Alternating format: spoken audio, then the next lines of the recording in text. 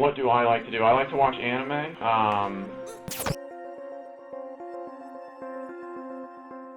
Grant Amato is a man who was 27 years old. He was a wannabe Fortnite streamer, and he was obsessed with a cam girl named Addie. And he was donating thousands and thousands, hundreds of thousands of dollars to Addie, and he did not have this money. He was stealing it from his family. And when his family cut him off, Grant's solution was to kill his entire family. Whew. So, what we are going to see today is a little bit of the media from that case. Now, I've told you the story in full on my channel without all of the media, but there's so much that's out there, so I figure we'll make a second one. What I want to show you guys today is the footage of Grant Amato actually being arrested in the hotel room, as well as his interrogation. We've picked out a couple of key moments, and the biggest thing that I'm kind of interested to watch is one of the brothers, well, the surviving brother, Jason Amato, he actually faces Grant in court, and he gives his victim impact statement. It was no secret that Grant Amato did this. I mean, people at his brother, at the hospital that his brother, Cody, worked at, they were calling and they were saying immediately, like, something's up with the brother, you need to look into him.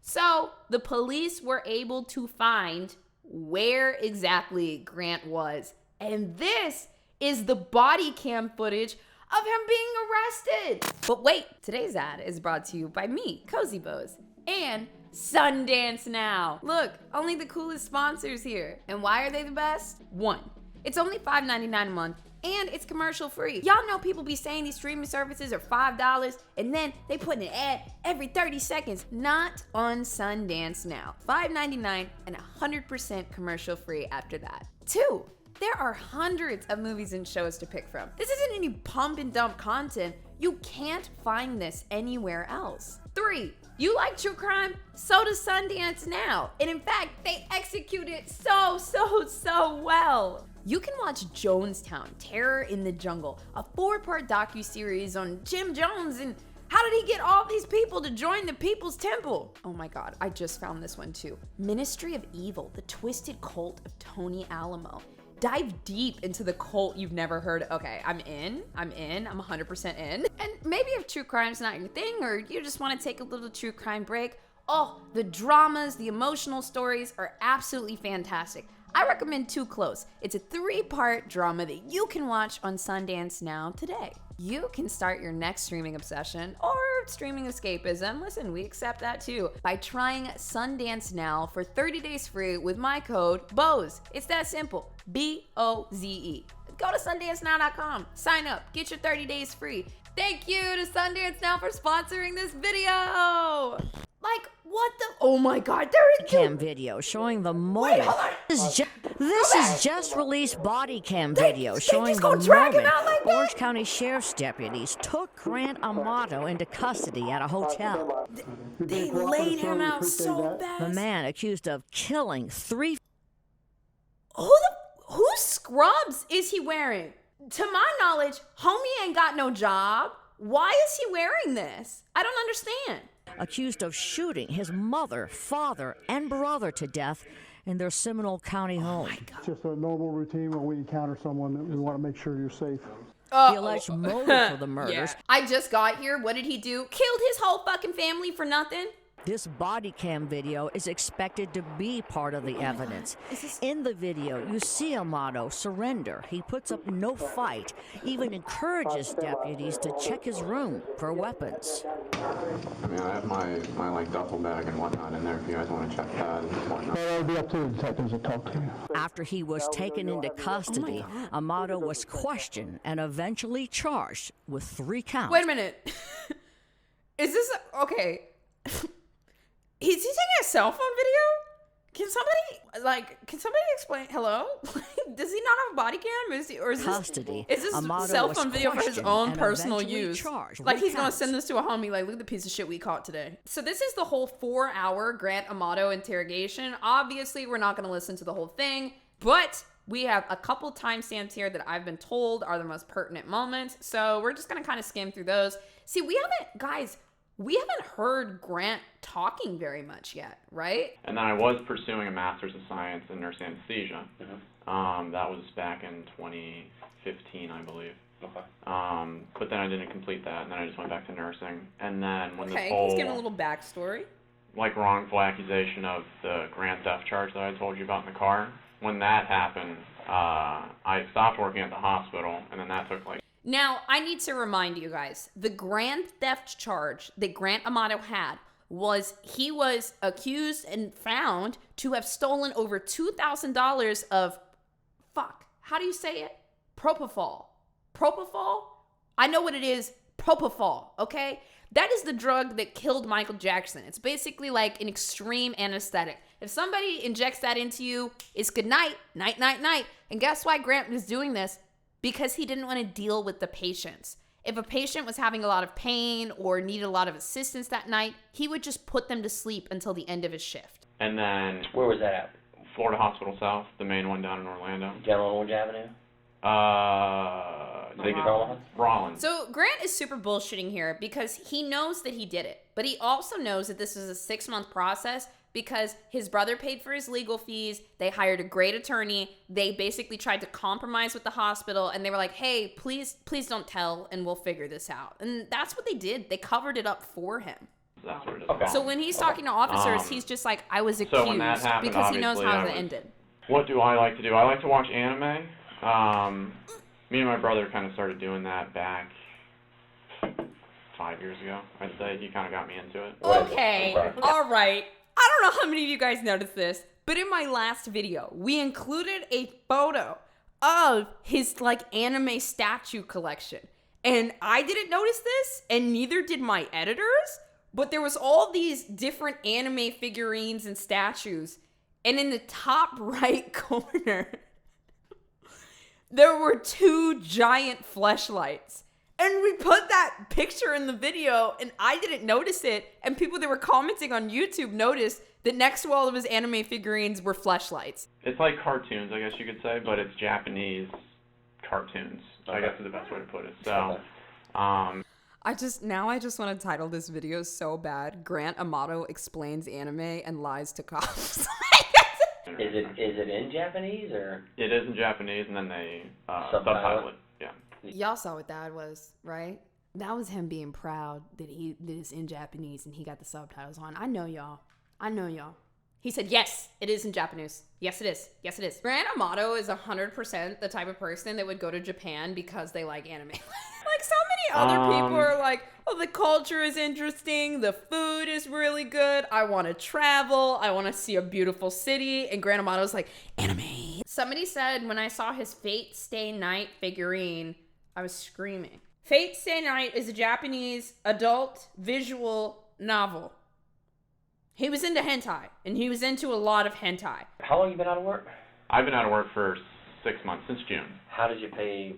That's a lot of money for to be out of work. My brother. Oh, yeah, my brother. What does he do? He's a CRNA. Oh, wait, there's a part in here where he talks about his depression. You know, we can do the stuff together. You don't have to pay for my dinner. You know, when we go out with the guys, you don't have to pay for the trip, you know. It's just, I couldn't help relieve his stress, I guess, as well as I always used to. And but it's also the camaraderie there. You got your brother to go do stuff with. Right. But then, I know for me, I had been bummed out just because, like, I've been out of work. My whole life it's been school, work, school, back to work, and then just, that's it. Sacrificed all my 20s. I never went tailgating or anything like that. Do you have any issues with depression over all the legal issues and beyond all I would say that I was depressed, but, I'd always put on the happy face for, like, my brother and whatnot. How would you deal with the depression? I talk to God. I try and just rationalize it in my head that, I haven't heard anything from this attorney in 5 months, 6 months. You'd think that if... Now, it says that there's a part here where the crime scene photos are laid out. Because what do people look at during the course of an investigation? Did everybody who was honest and who was dishonest? So there's an explanation to things. You have to explain them, and you're missing that 2, 3, 4, 5% of the truth that you're holding back, and that's the most crucial for you right now, is the truth. Sounds crazy, but that's a fact. The truth shall set you free. Emotionally, you're probably going to break down because you've got this all pent up inside you that you want to say it, but you're afraid to say it. I get it. I've talked to people that makes all this look like nothing. Okay, here comes the push, guys. I'm just giving a little foundation here. I mean, the only thing that I know is just that, I mean, I left the house later than what I had said. Did you leave the house with your brother Cody looking like that? Or did you leave the house with your father looking like that? Or your mother? The push! Is that how you left your family? The push! No. Oh, he want to cry now. Oh, he want to cry. Nobody else went into that house. Who left your family like that? Gang shit! If you were the one that's been depressed, you were the one that owes money, you were the one that got into a confrontation with your father, who did this to your family? If you were trying to defend yourself or something else happened, we need to know now to help you. So tell us what happened, Grant. Oh. We're here to listen to you. Grant, you need the truth. We're here to make this right. What the? You got to tell the truth. It's on the Chat question and YouTube too. Just based on your personality, if you had to enter an interrogation like this, would you play good cop or would you play bad cop? Like, what do you think you'd be better at? I think I'd play a pretty good bad cop. I do. And also, come on, that would be fun as shit, right? Who did this, Grant? Who did this? I didn't do it like that. I'm sorry. your tongue, my man. Did your father go after you and you try to protect yourself? No, I didn't do any of this. Okay, so that right there is fantastic. They basically tried to feed him the motive. They did. You probably saw this if you watched the Chris Watts lie detector video. They try to feed a motive, and what Grant does is he swats down this whole motive. He says, "No, I didn't try to defend myself." He literally just fucked up his own, like, self-defense, like, him even trying to cling on to that. Obviously, it would have never held up, but now that he said that it wasn't self-defense, well, now it's like, okay, then what was this? Is he gonna confess? Oh, my God. Fact I know. She never held a gun. She didn't have a gun that night. Yeah. Fact, he never fired a gun. Fact, he never fired a gun. Never did. This is the person right here, Mom, who always stuck up for you.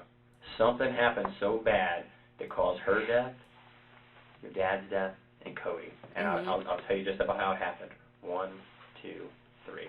Based on evidence. Based on evidence. I know he did not... Wait. I thought for a second, so this would have been a really, like, interesting tactic for them to do, where he says, based on the evidence, I know the order in which they died. Mom, then Dad, then Cody. If the investigator had scrambled this up a little bit and really confidently said, I know the order that they died. Cody, your mom, and then your dad.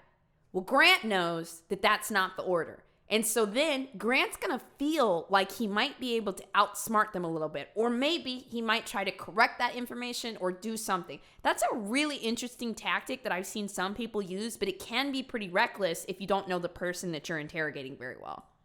I know. So tell us what happened. I know it. Listen to me. Hey. Oh. I know. Oh my God. Video surveillance tells me everything that happened this night. Oh my I'm telling you. What is... Of people that you'd be surprised who in your neighborhood has video. Dude, that touch. And I know that there's only 4 people at this house during this time. 1, 2, 3, 4. Tell me. You got to tell me, man. You got to tell me. You know, another thing that I didn't think about either is a lot of times people play good cop and then bad cop, and you guys have seen it before where they switch out the two and they kind of like make you uncomfortable with the bad cop, and then they send that person out and then they bring in the good cop and they're like, hey buddy, what's going on? And they try to switch it up, right? Well, in this scenario, we have the bad cop, her over here to the left, she's playing bad cop, and then we have the good cop here to the right. And Grant, that felt like he was in total control of this situation about 30 minutes to an hour ago. Honestly, actually probably more like 10 minutes ago, he felt like he was in control of this. And now he's dealing with looking at the crime scene photos, the panic of being in this interrogation room, and then he's dealing with good cop energy here, bad cop energy here, the cognitive dissonance that this man is experiencing right now is otherworldly. They are fucking with him to see what comes out. Or he might just shut down. Of course you're going to be somewhat dishonest at some point. We get that. We understand that. But at some point when you have that come to Jesus time that now I need to really, I got to tell you what happened. This is it. This is it. Video tells me everything I need to know about this from the neighborhood. And you're the only one left to tell us. I know it's hard to look at me, Grant, look at my eyes. I know it's tough, man. I do. Based off of Grant Amato's behavior, and one of the huge things to me was the way that he killed his mom. He didn't say anything to her. There were no last words. It's very obvious just based on the manner in which she died, you know? There was nothing that he said that made her turn around. No, nothing. He just shot his mom. This man was a horrible communicator. He didn't understand his he did understand his feelings. Just all of that. I think he's the type of person to shut down when he's pressed with these types of photos. Okay, wait, let's see what he says here. This is the person that is coming to solve the problems for you, or came home to solve the problems. That's his brother. There's the one who always sticks up for you, That's his dad. She talked to the girl in Bulgaria, didn't she? Yeah. She had conversations, said that you're not a bad guy, and how this breakup basically has affected you, didn't she? Dude, homegirl is playing her role over here. Y'all see what she's doing? She up in the corner like, and he sees this. He sees this the whole time. What she's doing when she sits over here in this corner is like, she's a representation of what people outside of this room might think of Grant. So by having this good cop here that's actually having conversation with him and talking to him, it's starting to make Grant believe that this is really, truly his last hope. At what point does he come into the house? It's like 10:30. And where does he enter? Oh my God. Through the garage. Where does he park his car? Under the awning thing. Outside, not in the garage? Right. So do you see him walk in? Or hear him come in? No. So you're upstairs maybe, or where are you when he comes? Dude, is it just me, or when she speaks, do you guys listen? I'm just sitting here like, yes. And this is working. Do you guys see how Grant feels? It's almost like he's obligated to answer these questions, because everything she says, here's the answer. She says a question, here's the answer. And she's just sitting here. What time did he come in? Like, oh my God. I was gathering some of the power bars into my little shoulder satchel thing. And where are the power bars, in the kitchen? Or? In the kitchen. Oh my God. I hear the door, but then that's it. And then when do you see him typically? I see him when he walks into the kitchen. And what do you guys, what is said? That's not true. He asks me what I'm doing, and I basically tell him the quick, short story, because at the time my dad and my mom are talking. Where were they? They were in her office. Is he talking? Okay, and what is the short story you tell? I think Grant is recounting what happened that day, and if that's what he's doing, this is all a fucking lie, because Cody never made it into the house. He was shot as he opened the garage door, so he never made it into the kitchen. What is he talking about here? Cody. Dad caught me still talking to the girl that had caused all the problems, and that he was kicking me out of the house. Ooh, because I had broken. Great observation. Blue Suede said, the good cop is now literally on his side too. I'm sure that's intentional too. That is such a great observation. Look at this woman on the other side, just balled up like this, and how this officer who's playing good cop has slowly moved toward Grant, literally on the same side against him. It's kind of like using the room to show Grant, like, okay, this is our side and she's over there. You know, it does something to you mentally. Did you tell Cody that he threatened to kill you if you came back home? No, I still didn't tell Cody. They are crushing it. This is a coordinated attack. I told Cody previously, when I went to Cornerstone, that's what Dad was going to do if I had made any more mistakes, not the specific one that I had caused. Now, it sounds like they're going to press him with the autopsy evidence, okay? He shot, it's right there, just above there is what it is. We got an investigator of the autopsy right now, and a doctor saying Here's what happened. Here's where he shot. Cody shot right below the eye. It comes out the back of his neck and into the wall. So there we go. That's the expert intimidation. We, the interrogators, are experts in extracting information, but now we have a doctor that knows everything that's going to tell us exactly what happened. And they're working on this right now, Grant. Here's your opportunity to get your side of the story out first. It's a tactic. Let's see if it does anything. These interrogators, they are crushing it, though. They really are. From here to... And we're going to look at their clothing, your clothing, for DNA, gunpowder, blood spatter, all of that. Inside of your car, all the stuff that's in your room, we will look at it. We will see it. It's a whole lot easier for you just to say what happened than to us to come out there and say, here, boom, boom, boom, boom, boom, because that may change the direction of this case severely. They leave him in the room afterwards, and they just leave him with the photos. Holy shit, that's a tactic too. To leave him in the room alone with the photos is to, for the first time, leave him in the room with his own emotion and just kind of let things stir up, and then they probably come in for another interrogation. She's still got that pose. She's still got that pose. Two things that happened here today. Two things. Okay. You're a guy swimming out in the middle of the ocean, and we're going to give you one of two things based on you. Okay. You can have a life preserver to keep from drowning, or you get the boat anchor. Oh shit! That's like not a. Felt like we could have had a stronger analogy there, you know. Like the guy, look, the guy's not like, you know, he's not the brightest crown on the box. He's like the anchor. What's gonna happen to me then? What am I gonna sink? Oh no! Like, you know, he's probably not picking up on all of it. You know, he's not very bright. But we tried. Whichever one you asked for, the life preserver, the boat anchor. No, I want the life preserver that I've said everything that I can. You want it, and I believe you do, but you have not said everything you can say. We already knew that. We already knew that wasn't true. But I'm going to let you say it. I'm going to let you say what you want to about being Dude, honest. I can't get over her sassy poses. I'm point, into it. I love it. Pick that apart of why you're not honest and what physical evidence shows to be.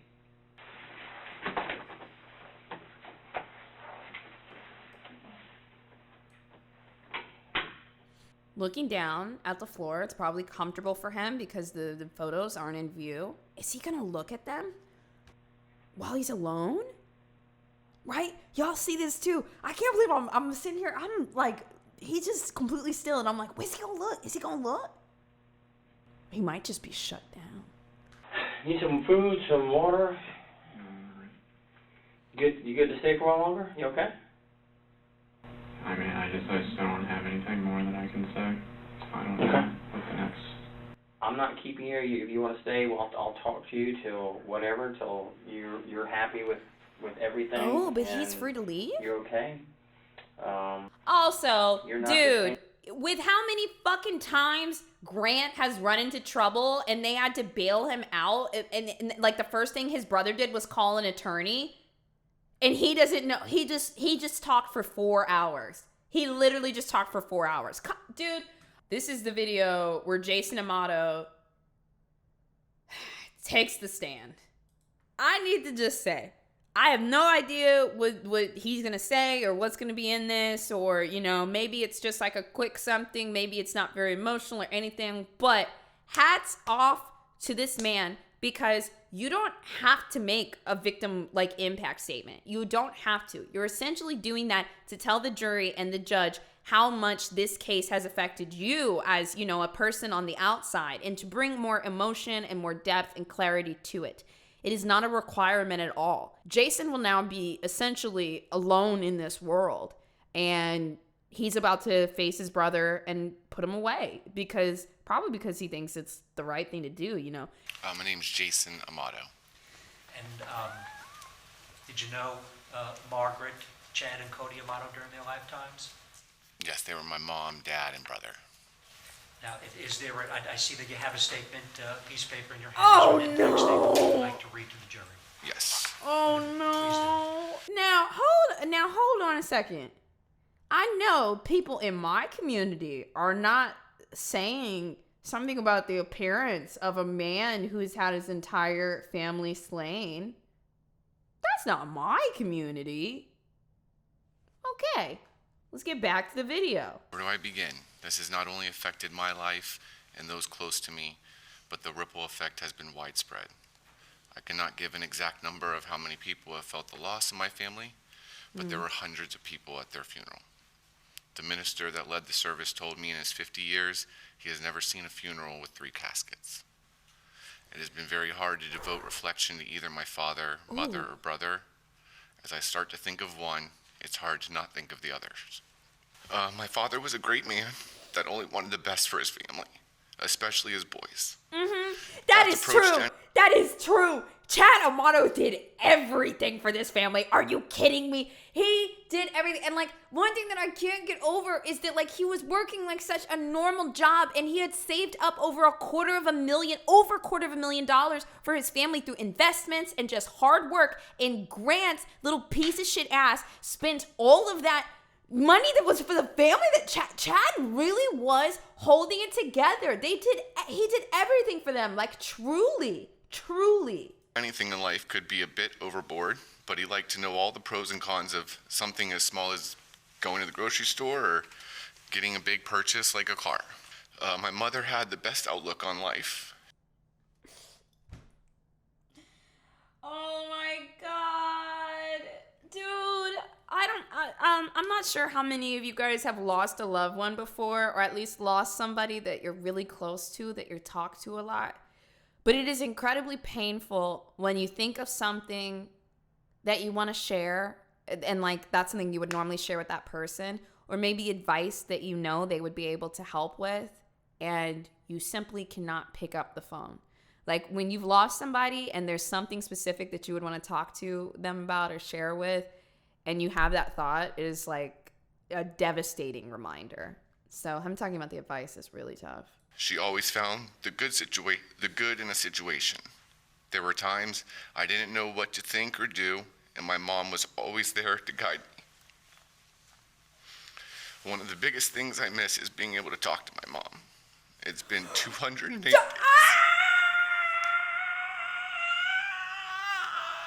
Good. You cry. You fucking cry. Oh my God. I am so, I cannot believe, oh my God. I'm furious with him. Sorry, I really miss her voice. Look what you did. But I am a better person because of my mother. Oh my And I God. am forever grateful. I don't know for how I that. do this shit sometimes, y'all. All right, so my brother Cody, he barely had a chance to make a name for himself. And let me tell you, he would have made a big one. These are just small tidbits of my family members and does not encompass everything they were as my father, mother, and brother. Yeah. Not only have I lost my family, but there are so many people that I have felt. I love that he said that too, because he said beautiful things about his family, and then he followed it up by saying like, but that is not enough, and they were so much more than that. My grandmother, the mother of my father, still has trouble accepting she lost her firstborn, my dad, her best friend, my mom, and her grandson, Cody. My Uncle Randy, brother of my mom, has told me so many childhood stories and that he hates he wasn't there to. Dude.